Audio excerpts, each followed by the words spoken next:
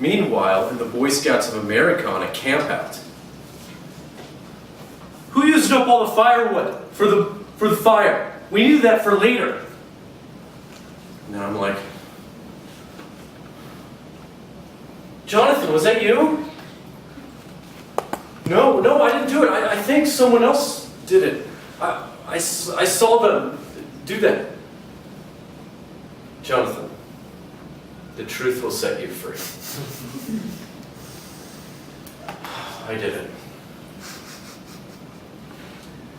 Master of Ceremonies, fellow Toastmasters, and fellow truth tellers. Good evening. Good evening.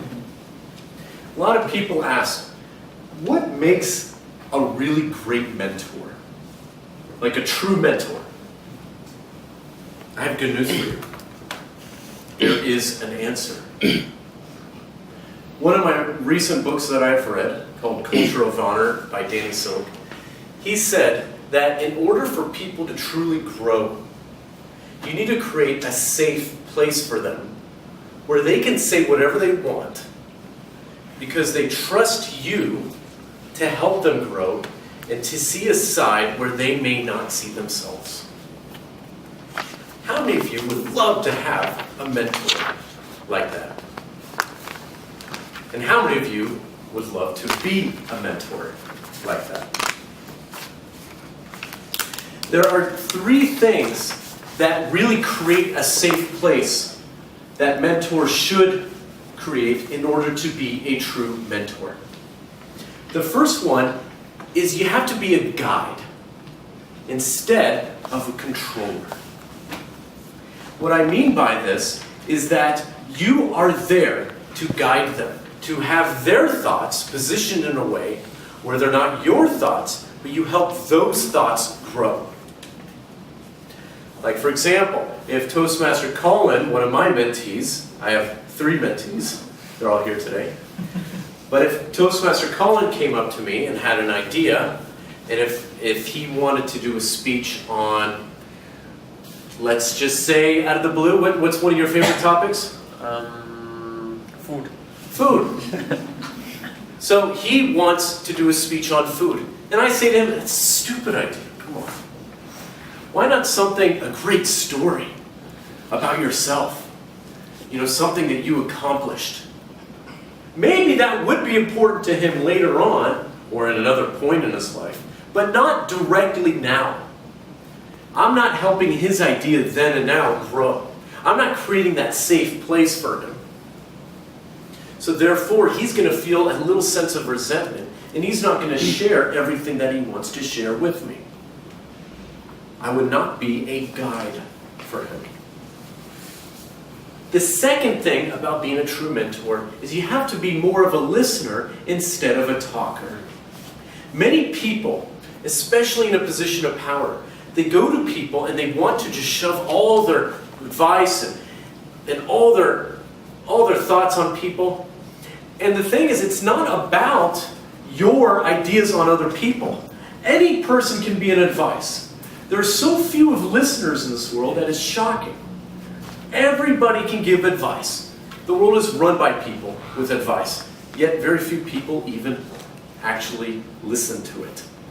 If I take Toastmaster Vincent, for example, my other mentee, and if I keep talking the whole time, if I'm meeting with him, and I'm saying, no, you should do it like this, is blah, blah, blah, blah, blah, blah, and I'm talking 90% of the time, and he's talking 10% of the time, I'm not giving any importance to him.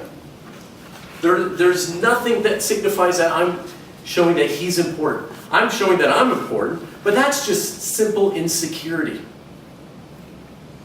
My insecurity would rely on me feeling important by telling all the ideas that I have toward him and not recognizing the fact that he may have important ideas. Even though I would have more experience in Toastmasters, it wouldn't really build him up because he's got his own ideas too. It doesn't mean they're terrible, that just means they need to grow because he would be new to Toastmasters. The third thing is what I like to call, from Toastmaster Aditya's performance during one of the Toastmasters, And by the way, Toastmaster Aditya is a 2-time world champion of public speaking qualifier. He came second in 2015 against Mohammed Khatani. He said that the best mentors are those who make themselves increasingly unnecessary. Toastmaster Mahmoud is now a very well-improved Toastmaster. He's been my mentee for a long time. But I don't meet with him as often as I did before. I've seen him grow. He's a VP PR, and he's doing great speeches, great table topics, and all that stuff.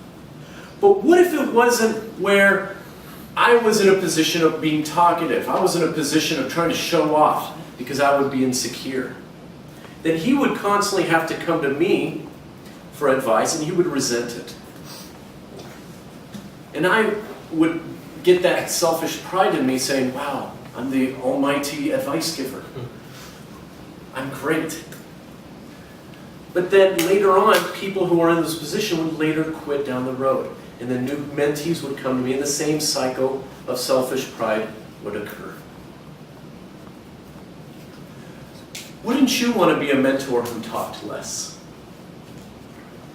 Wouldn't you want to be a mentor who was a guide and helped their ideas grow instead of your own ideas?